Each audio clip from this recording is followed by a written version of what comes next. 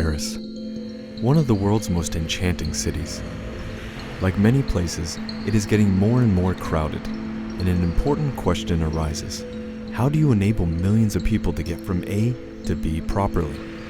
In an impressive long-term project, Paris will be doubling the size of its metro network.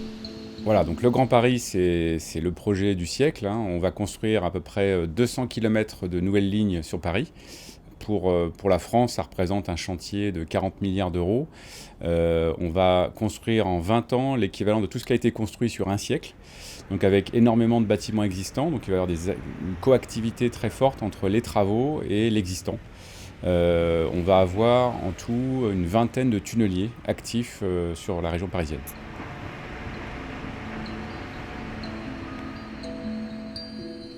With all this going on underneath such a bustling city, safety is key.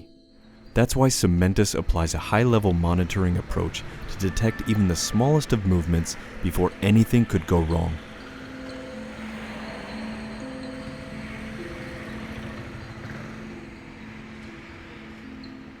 Les bâtiments que l'on mesure sont souvent des bâtiments riverains, donc proches des ouvrages, des gares ou du tunnel.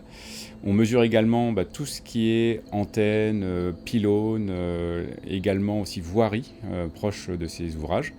Et en général, donc, on mesure principalement des phénomènes de tassement, voire aussi des phénomènes d'inclinaison. C'est-à-dire que les bâtiments vont s'incliner vers le tunnelier. Donc la mesure est vraiment intégrée dans le chantier. Et c'est pour ça qu'on ne peut pas se permettre d'avoir une mesure qui ne fonctionne pas. On doit avoir vraiment une mesure très fiable, car le chantier dépend de ces mesures.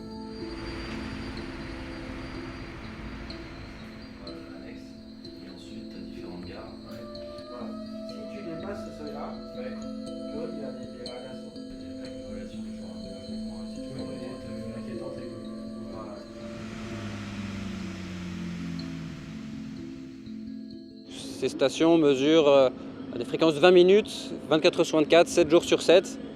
Donc quelles que soient les conditions météo, elles doivent assurer cette fréquence de mesure avec la précision demandée de 0,5 mm. On arrive à une bonne stabilité de mesure sans dérive des données.